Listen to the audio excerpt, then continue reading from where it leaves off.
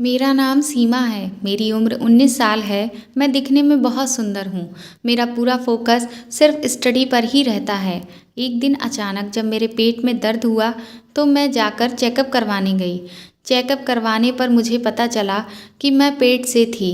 जब भाई को यह बात पता चली तो उसने मुझे एक शब्द भी नहीं कहा, लेकिन बदनामी के डर से उसने मेरी शादी मुझसे बिना पूछे मेरे घर के ड्राइवर से करवा दी, जबकि मैं जानती थी कि इस सब में मेरी कोई भी गलती नहीं थी।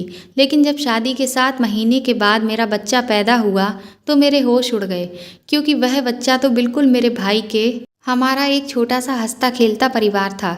मैं, मेरा बड़ा भाई और मेरे मम्मी पापा। हमारे यहाँ रुपए पैसे की भी कोई कमी नहीं थी और मुझे बचपन से ही खूब लाड़ प्यार भी मिला था।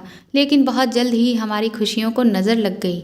मेरे मम्मी पापा का एक कार एक्सीडेंट में देहांत हो गया। उसके बाद तो जैसे हमारी दुनिया ही उजड़ गई। मम्मी पापा की मौत से हम दोनों भाई बहन बहुत दिन सदमे में रहे। मम्मी पापा के गुजर जाने के बाद से भाई का स्वभाव काफ़ी बदल गया था। वह हर बात पर मुझ पर शक करने लगा और मेरी कोई भी बात नहीं सुनता और गुस्सा भी बहुत करता।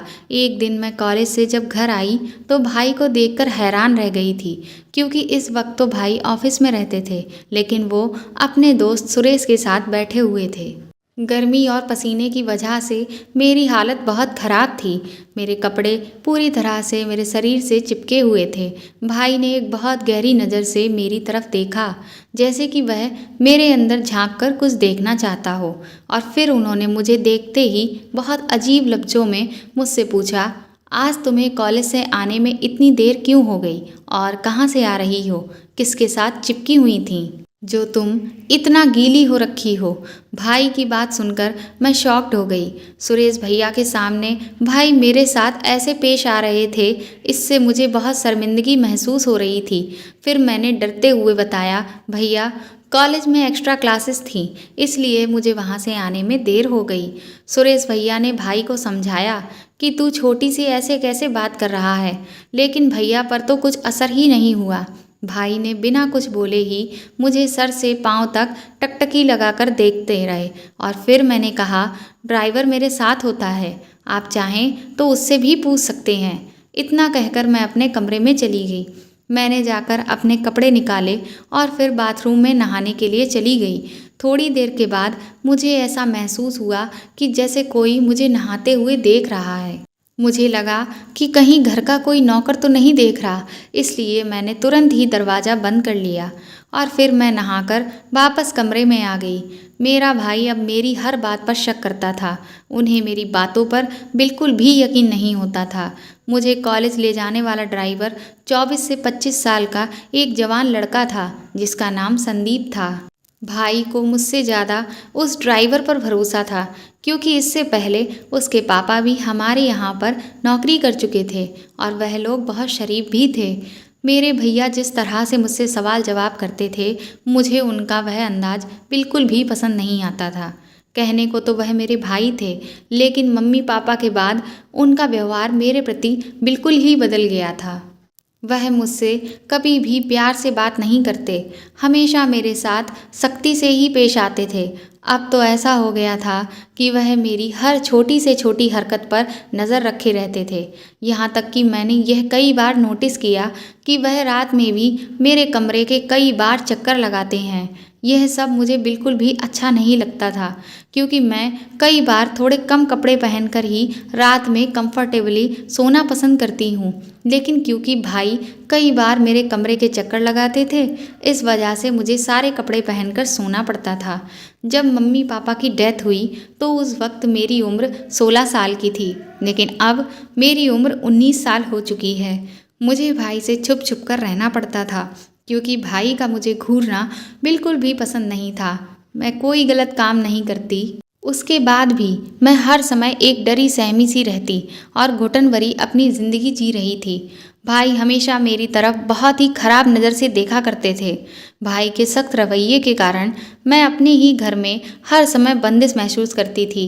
कॉलेज में मेरी बेस्ट फ्रेंड संगीता बन गई थी और कभी कभार मैं उसके घर भी चली जाती थी। संगीता के भाई का नाम अमित था। जब मैं संगीता के घर जाती तो अमित भी हम लोगों के साथ बैठकर गप्पे मारने लगता था।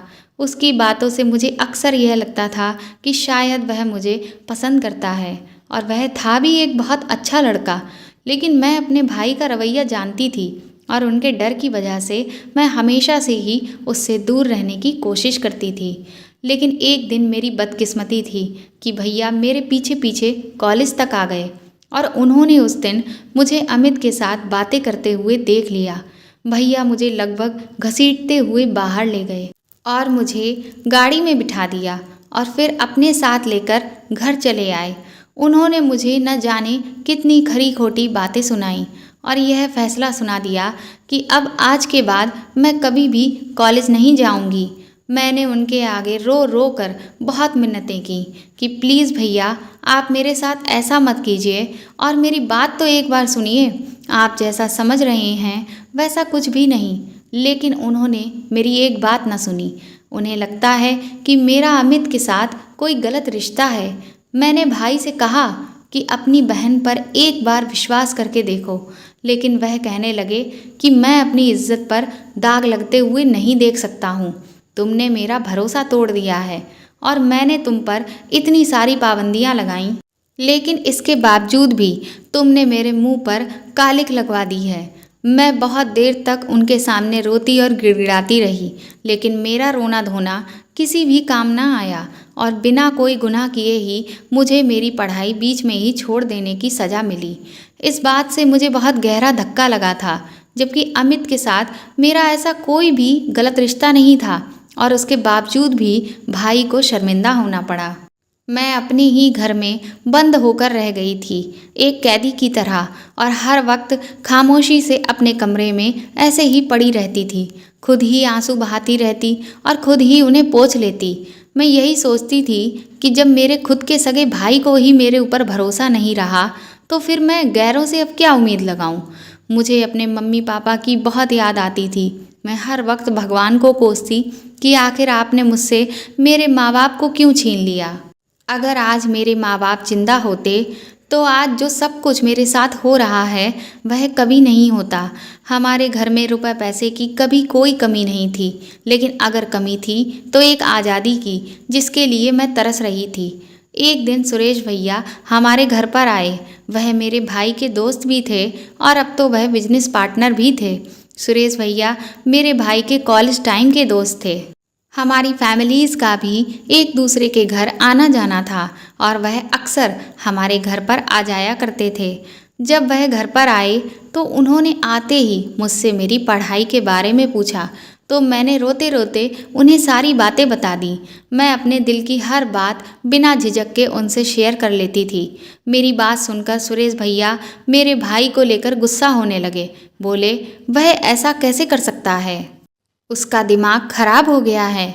फिर उन्होंने मुझे हौसला देते हुए कहा कि तुम बिल्कुल भी चिंता मत करो, मैं तुम्हारे भाई से बात करके तुम्हारी पढ़ाई दोबारा से चालू करवा दूंगा। उनकी बातें सुनकर अब मुझे थोड़ी सी तसल्ली मिल रही थी।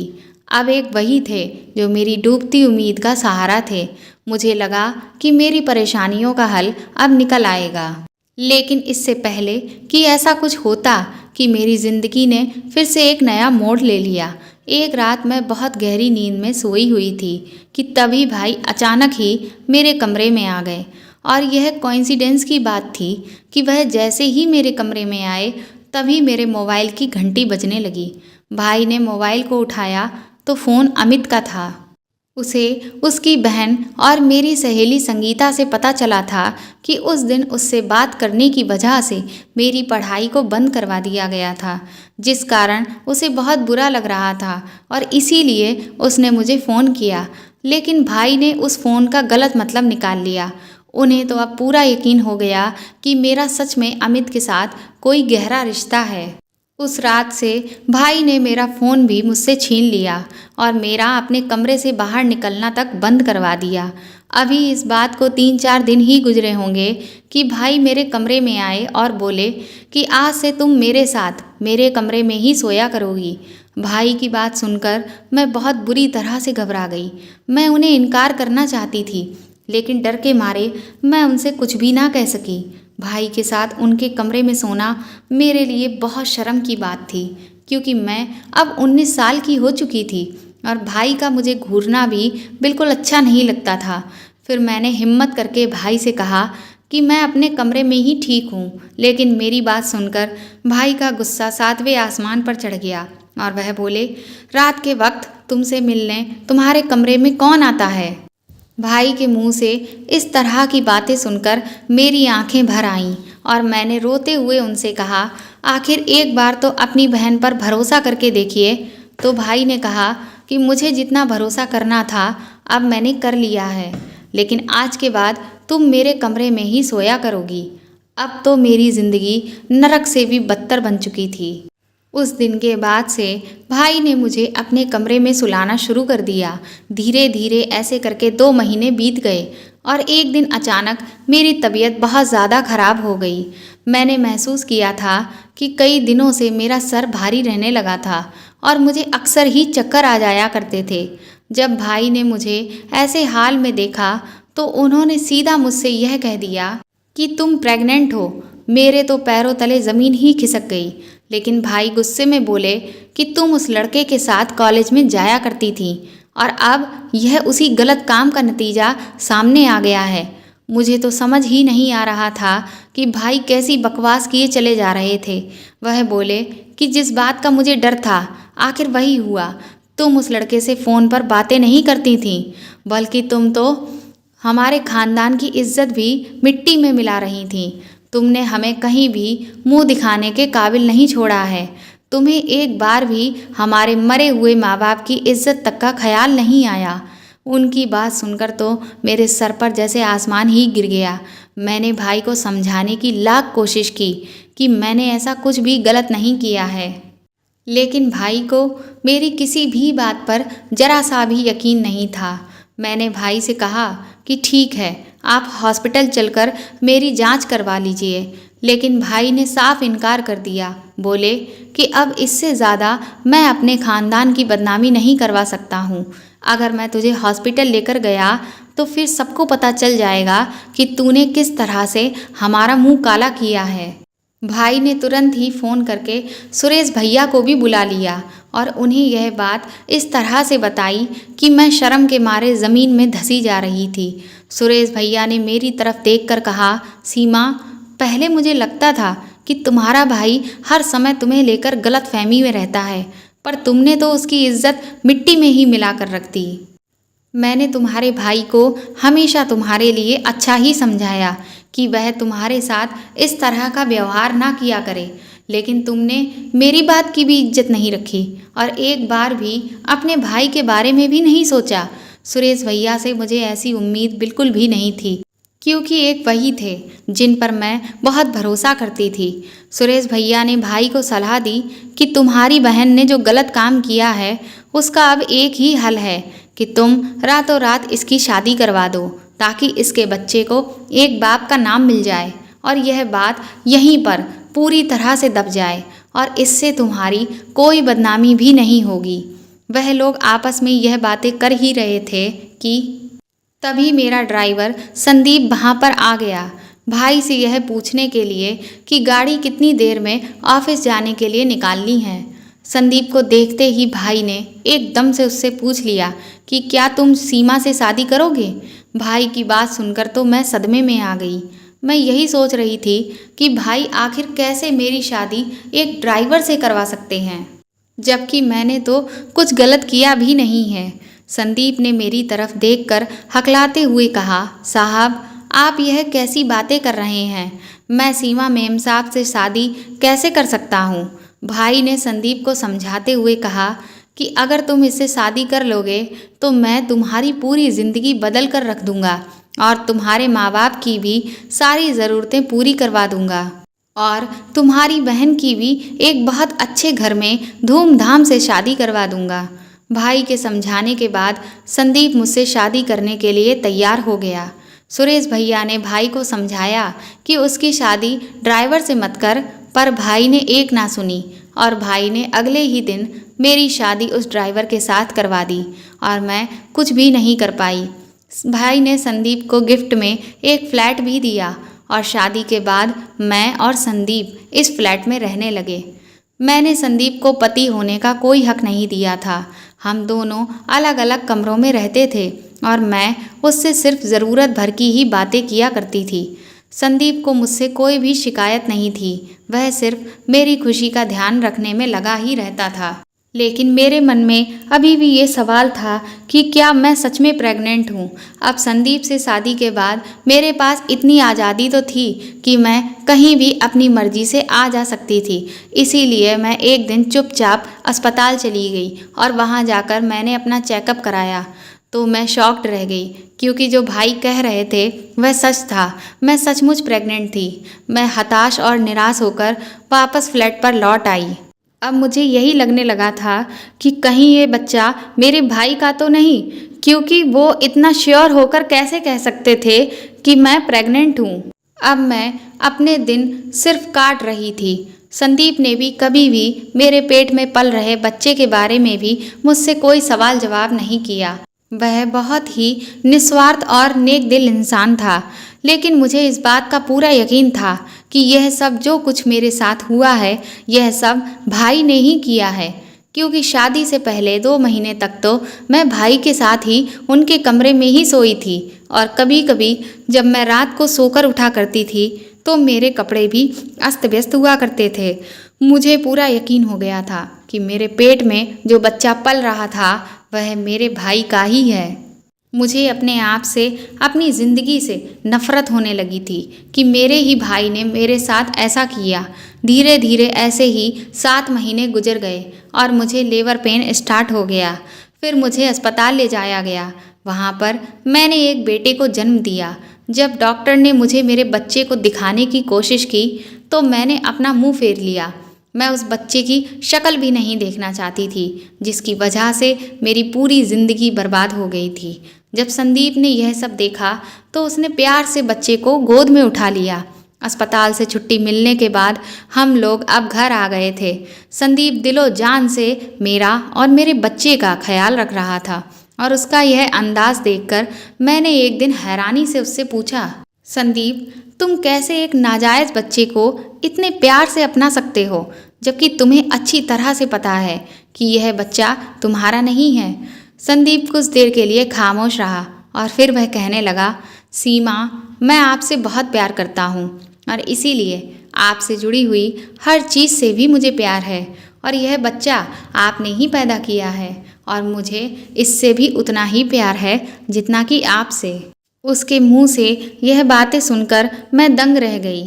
फिर वह बोला कि मैं आपको एक बात बताना चाहता हूँ, लेकिन आपको एक वादा करना होगा कि सच जानने के बाद आप इस बात को अपने दिल में ही दफन कर लेंगी और कभी भी किसी को नहीं बताएंगी, क्योंकि अगर यह बात किसी को भी पता चली तो इस बच्चे के भविष्य पर बहुत बुरा असर पड़ेगा और इसमें इस मासूम का कोई भी कसूर नहीं है।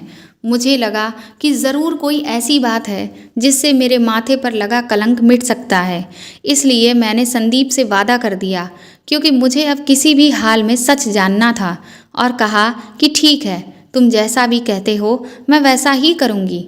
फिर मुझे संदीप ने जो कुछ भी बताया उसके मुंह से सच्चाई सुनने के बाद मेरे पैरों तले से ज़मीन खिसक गई, क्योंकि इस बच्चे का बाप वह इंसान था जिस पर मैंने खुद से भी ज़्यादा भरोसा किया था। मेरे बच्चे के पिता सुरेश भैया थे और उन्होंने यह सब मेरे साथ मेरे भाई की प्रॉपर्टी को हड़पने के लिए किया था। संदीप ने बताया कि एक दिन सुरेश घर आया हुआ था तो संदीप के सिवा उस वक्त घर पर कोई नहीं था, क्योंकि भैया ऑफिस पहुंचने के बाद अक्सर संदीप को मेरे ऊपर नज़र रखने के लिए भेज दिया करते थे। उस दिन मेरे सर में बहुत दर्द था तो मैंने संदीप को दर्द की गोली लेने के लिए भेजा हुआ था। जब वह सरदर्द की गोली लेकर लौटा तो सुरेश आ चुका था। उसने संदीप को देखते ही उससे पूछा कि यह गोली किसके लिए ले जा रहे हो। जब उसे पता चला कि वह गोली मेरे लिए थी, क्योंकि मेरे सर में दर्द हो रहा है, तो उसने किसी बहाने से संदीप को ज़रूरी काम के लिए बाहर भेज दिया और बोला कि तुम जाओ, मैं यह गोली सीमा को खुद ही खिला दूंगा। जब संदीप ने मुझे यह सब बातें बताईं तब मुझे याद आया कि उस दिन सुरेश भैया ही मेरे लिए वह गोली लेकर आए थे और मैंने बेझिझक उस गोली को चेक किए बिना उसे खा लिया था। लेकिन मुझे क्या पता था कि मेरे भाई समान होने के बावजूद भी वह आदमी मेरे साथ ऐसा घिनौना काम करेगा। सरदर्द की गोली खाते ही मुझे नींद आ गई थी या शायद मैं बेहोश ही हो गई थी। संदीप ने बताया कि पता नहीं क्यों मुझे कुछ अनहोनी का अंदेशा हो गया था, इसीलिए मैं जल्दी काम निपटाकर घर आ गया। लेकिन जब तक मैं घर पहुंचा, सुरेश अपना काम पूरा कर चुका था। मैंने उसे आपके कमरे से बाहर निकलते हुए और अपनी शर्ट के बटन बंद करते हुए देखा और फिर वह अपने घर चला गया। मुझे किसी अनहोनी के होने का एहसास हो गया और मैं जब आपके कमरे में जाकर देखने लगा तो देखा कि आप एकदम वस्त्रहीन थीं। फिर मैंने ही आपको कपड़े पहनाए, आपका शरीर देखा और उसी दिन से मुझे आपसे प्यार हो गया था। उस दिन के बाद से मैं गाड़ी में भैया और सुरेश जो भी बातें करते उन पर ध्यान देने लगा था। ज़्यादातर मैं सुरेश को आपके बारे में आपके भाई को भड़काते हुए ही देखा करता था। मैं चाहता तो यह सारी बातें आपके भाई को बता सकता था, लेकिन मुझे पता था कि मुझ जैसे नौकर की बातों पर आखिर कौन यकीन करता। सीमा जी, मैं भले ही आपके घर का ड्राइवर था, पर जब भी आपके भैया आपसे सख्ती से पेश आते तो मुझे बहुत बुरा लगता और मेरा दिल बुरी तरह से तड़प उठता। बल्कि यूँ कहें कि आपकी परेशानी देखकर शायद मुझे आपसे प्यार हो गया था। इसीलिए उस दिन मैं बेझिझक आपसे शादी के लिए भी तैयार हो गया था, क्योंकि मुझे पूरा यकीन था कि मैं आपको अपनाने के साथ साथ आपके बच्चे को भी अपना लूँगा, क्योंकि मैं आपसे दिल से प्यार करता हूँ। और इस सब में इस मासूम का क्या कसूर जो इसे इन सब की सज़ा मिले। हम दोनों अभी यह बातें कर ही रहे थे कि तभी अचानक मेरा बेटा गहरी नींद से जागकर रोने लगा। संदीप ने जबरदस्ती बच्चे को मेरी गोद में डाल दिया तो ममता से मेरा दिल भी तड़प उठा। मैंने उसे अपने सीने से लगा लिया और फूट फूट कर रोने लगी। तब मैंने संदीप से कहा कि सुरेश की यह घिनौनी हरकत तुम कम से कम मेरे भाई को ज़रूर बताओगे, ताकि उन्हें भी तो पता चले कि उनकी बहन के साथ गलत करने वाला आखिर कौन है।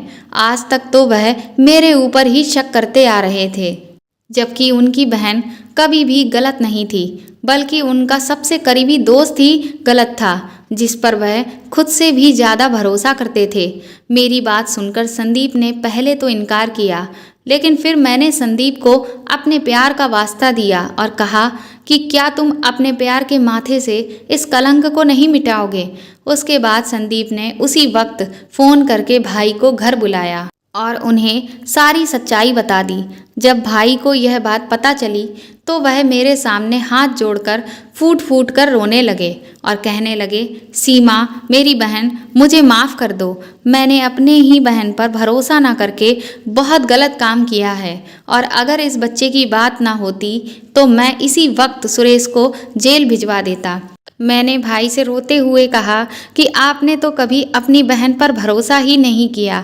मम्मी पापा के जाने के बाद तो आपको पता नहीं क्या हो गया था। आपको सिर्फ हर चीज़ में मेरे ऊपर ही शक होता था। अगर कभी आपने अपने घर आने वाले लोगों पर भी नज़र रखी होती तो शायद आज जो मेरे साथ ये हुआ है ये ना हुआ होता। भाई उसी दिन मुझे और संदीप को अपने साथ घर ले आए और उन्होंने सुरेश से सारे रिश्ते नाते तोड़ दिए और मैंने और संदीप ने भी एक दूसरे से यह वादा किया कि हम गैरों से ज़्यादा अपने बच्चों की बात सुनेंगे, उन पर भरोसा करेंगे, क्योंकि जो मेरे भाई ने मेरे साथ किया था मैं नहीं चाहती थी कि वह मेरे बच्चों के साथ भी हो। अगर मेरे भाई ने भी मेरे ऊपर भरोसा किया होता तो आज मुझे जो ये सब झेलना पड़ रहा है यह भी नहीं झेलना पड़ता। आज मेरी भी पढ़ाई पूरी हुई होती, मैं भी अपने पैरों पर खड़ी होती और शायद मेरी ज़िंदगी में भी कोई बेहतरीन अच्छा इंसान आता। अक्सर ऐसा होता है कि हम अपनों से ज़्यादा गैरों की बातों पर विश्वास करते हैं, भले ही हमें कितना ही धोखा क्यों ना मिल रहा हो, जबकि सबसे पहले हमें अपनों पर विश्वास करना चाहिए। जब तक हमारे पास कोई पुख्ता सबूत ना हो तब तक हमें कभी भी किसी के ऊपर शक नहीं करना चाहिए। दोस्तों, आपको मेरी ये कहानी कैसी लगी प्लीज़ कमेंट करके ज़रूर बताइएगा। और अगर आपको यह कहानी पसंद आई है तो इसे ज़्यादा से ज़्यादा शेयर करिएगा और लाइक करिएगा। और अगर आप मेरे चैनल पर नए हैं तो प्लीज़ मेरे चैनल को सब्सक्राइब करें और बेल आइकन ज़रूर दबा दें, ताकि आगे भी आपको ऐसी ही बेहतरीन कहानियाँ मेरे चैनल पर पढ़ने के लिए मिलती रहें। Thank you.